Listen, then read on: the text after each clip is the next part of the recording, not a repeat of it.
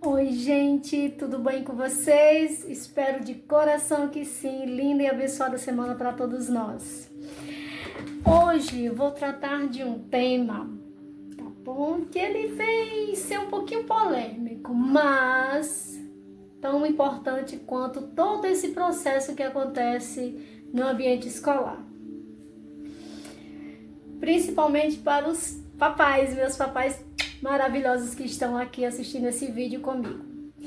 Olha só, às vezes a gente se depara com as situações de que a professora chega, passa a semana inteira. Mãe, olha, hoje fulaninho se comportou dessa forma. Papai, nós precisamos conversar sobre o comportamento de fulaninho. Ah, professora, depois eu venho aí. Existem pais que ficam protelando, né? Procrastinando esse momento, até que a professora se dirige até a coordenação para contar o que vem acontecendo em sala de aula, para que ela daí então tenha a iniciativa de chamar a família para uma conversa. E é muito, muito importante que os pais sejam receptivos com esse chamado da coordenação, da professora.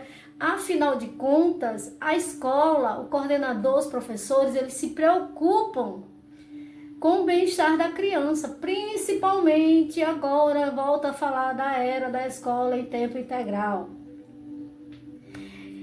E as crianças passam bastante tempo e às vezes o pai já vem armado para a escola. Uns procrastinam esse momento, outros, eu vou, já fala irritado, né? Como se a professora tivesse culpa de algo, como se a escola fosse a mentora do comportamento da criança, enquanto a professora está ali de coração aberto, a coordenação, a escola está ali pronta para ajudar a criança nesse processo de ensino, aprendizagem comportamental. Afinal de contas, a maioria está dentro da escola. Ou então aquela criança que é de ensino regular, o pai diz, olha, em casa ela não tem, meu filho não tem, não se encontra com nenhuma criança, ele só tem contato com as crianças na escola, então é aqui que ele está aprendendo isso. Tá, mas eu venho para conversar. Tem outros que não, óbvio, tem outros que são receptivos. Ah, tia, o que está acontecendo? Eu quero saber, não sei o que. Pode falar agora? Tem uns até que ficam meio ansiosos, né? A gente pode conversar agora? A professora, não, pai, tenha calma. São alguns pontos para a gente alinhar, mas tá tudo bem. A gente conversa, marque um horário na coordenação para a gente conversar, porque afinal de contas o professor não pode dizer, gente, ficar aí turminha ou conseguir alguém para ficar em sala, que às vezes a dinâmica é muito... a dinâmica na escola é muito ativa, né? Todo mundo, cada um com suas funções, então isso tem que ser planejado também nesse momento, não pode ser de qualquer forma. E os pais, eles precisam ter esse olhar, e a coordenação precisa estar alinhado com os professores, né? É uma tríade que não se rompe nunca. Professor em primeiro lugar, que é quem convive com a criança, coordenação e família. Então é uma tríade, né, que não pode de forma alguma ser dissociada, de forma alguma. Então às vezes os pais já vêm armados para a escola.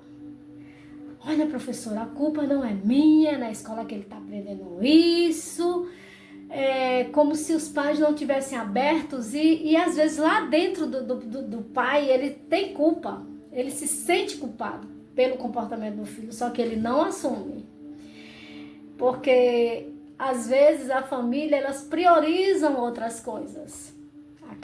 O trabalho em primeiro lugar, claro, trabalho. Aí vem a questão, né, física, né? Hoje a gente está na era da estética, né? Óbvio, isso é bom para o ser humano, ter uma estética bacana, ter um corpo bacana, né? Então, depois vem academia, aí depois veio o lazer. Teve uma mãe que virou pra mim e falou assim, tia, mas eu preciso viver. Tá certo, eu sei, mas é que você precisa viver e tal. Teve uma criança, teve uma mãe, até há anos atrás, que ela virou pra mim e falou, e a criança era um bebezinho, desde que essa criança nasceu, eu nunca mais tive vida. Gente, ter filho, quando a gente toma a iniciativa de ter um filho, quando esse ser é gerado dentro da gente, a gente já sabe que com ela vem muitas renúncias. Muitas renúncias. Principalmente se ele não for planejado. Então, se planeja a partir do nascimento dele. Ninguém tem culpa de ter vindo ao mundo. E escola não pode ser responsável pelo filho, por uma escolha que você teve. Foi uma escolha que você teve. Bom, eu vou engravidar. E não é um boneco, não é um reborn, né? Às vezes as pessoas ridicularizaram os reborn. E eu acho bacana para quem não tem capacidade de criar um ser humano. Se não tenho capacidade, tenho vontade de ter um bebê, não tenho capacidade psicológica de criar de uma criança, então pronto, vou pegar um bebezinho, um reborn, bonitinho, vou tratar como um filho, tá lindo. Porque ele não vai trazer prejuízo a si próprio e ao ambiente. Desculpa, isso é uma opinião minha. Não tô dizendo que é pra todo mundo ter bebê reborn não, tá? Se eu não tenho capacidade, eu vou me adaptar à minha realidade. Qual é a minha realidade? O que é que eu tenho pra hoje? Um bebê reborn. Né? Ainda bem que já não devia estar marido reborn, namorado reborn, ainda bem. Mas se eu não tenho condições, gente, qual é o problema? Vou brincar de boneco. Show, tá lindo, tá maravilhoso. Mas a partir do momento que eu coloco um serzinho no mundo, que eu insiro ele em sociedade, que ele tá lá na escola, eu preciso sim, eu necessito sim estar atento, pronto para ajudar, para alinhar junto com a escola o que é que eu tenho que me prontificar enquanto genitor daquela criança, como um pai, um agente atuante naquela formação daquela criança. Você tem que estar atento aos sinais. Então, a maioria não estão aptos a nos ouvir. A criança, ela está em formação. A criança, ela está em formação, ela é um serzinho em formação. E às vezes a escola, principalmente as escolas pequenas, onde os professores estão ali de olho, e até mesmo, estou falando de educação infantil, mas o Fundamental 1 até o 3º ano dá muito bem para as professoras estarem ali intervindo no seu tamanho da escola que você trabalha, coordenador.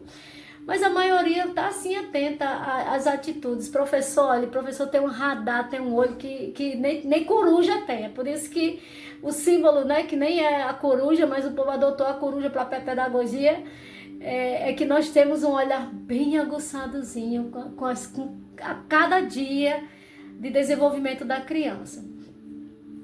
E eu vou contar para vocês uma experiência que eu tive. Uma mãe, a criança estava em adaptação e a adaptação dessa criança foi bem difícil, até dias atrás, né? Era bem complicadinha a adaptação dela e eu comecei a questionar os pais. Por que já fazia tanto tempo essa criança ainda não estava adaptada na escola? Aquilo me incomodou porque não era mais normal ela não estar entrando, dando show para entrar na escola, sabe? Esperneando para não entrar na escola. Não estava mais no prazo, porque você sabe que a adaptação ela jura em torno de 15, 20 dias até 30 dias. 3, 4, 5 meses a criança não se adaptou, algum problema tem. E eu perguntei à mãe, vem cá, vocês falam sobre isso na frente de fulano, fulana? Para não expor aqui. No telefone. Ai, Lucrécia, em todo canto que a gente chega. Ainda bem que a mãe foi muito bem sincera para mim. A gente demonstra essa preocupação. Nossa, como tem sido difícil a adaptação dela. Ela chora, ela esperneia, ela não sei o que. Gente, o ser humano, a criança, ela vai usar de artifícios para vencer tudo aquilo que ela quer. A gente já trabalhou sobre isso aqui, sobre a birra, sobre o choro. A gente já falou sobre isso. E determinadas situações que acontecem na escola, às vezes os pais soltam alguma coisa que a criança capta imediatamente aquele ponto daquele pai, aquilo ali internaliza, pronto, acabou. Você quer ver um exemplo? E eu tratava muito disso em reuniões com os meus pais, quando eu fazia reuniões muito esporádicas com os pais. Nunca fale mal da professora, do seu filho, da escola, na frente da criança, porque ela vai tomar aquilo como verdade. Tem gente, às vezes a criança chega e faz assim, mãe, fulaninho eu bem empurrei o coleguinha porque ele estava na minha frente. Isso mesmo, filho, faz mesmo, se fosse eu empurrava. Às vezes foi algo que saiu, você nem se deu conta e a criança absorveu. e vai tornar. A criança, ela é o quê? Ela aprende por repetição. Por exemplo, qual é o maior exemplo para a criança? Papai e mamãe. Ai, mas eu já conversei, nossa, aquela professora é muito chata, não sei o quê. A criança vai dizer, você é muito chata, minha mãe disse que você é chata. Sabe? Então aquilo vai ter, nossa, aquele aluno é o pior aluno da escola. Você viu o comportamento dele? Tá ali conversando com um colega, com o pai de outro aluno, coleguinha dele, e a criança tá ali, ó. Eu não gosto daquela criança, então a criança vai reproduzir aquilo, né? Ela vai reproduzir, não tem jeito. Tá bom? Então, papai, mamãe, coordenadores, professores, fiquem atentos aos sinais. Papais, mamães, sejam receptivos à informação que a tua escola tem dado para o teu filho. Isso é de grande ajuda para a escola estar ajudando o teu filho em sociedade, porque também é muito ruim nós sermos taxados como aquela criança, problema na escola. Nós, como professores, a gente passa, olha, fulaninho, cada vez que passa de ano, ou então aquelas conversinhas de corredores, os professores falam sim sobre o comportamento dos filhos uns para os outros, falam sim, óbvio que é algo ali ético, profissional, dentro do ambiente escolar. Nossa, não sei mais o que fazer, dá aquele exemplo, né, do Enzo. Ai, o Enzo, a Lorraine. Ai, meu Deus, quando esses dois vêm para a minha escola, minha sala de aula vira uma bagunça, vamos falar bem sério, um inferno. Mas é isso que a gente reporta. E às vezes a criança não é assim. Ela está apenas reproduzindo falas que ela ouve em casa. A escola, alguns coleguinhas são responsáveis por determinados comportamentos?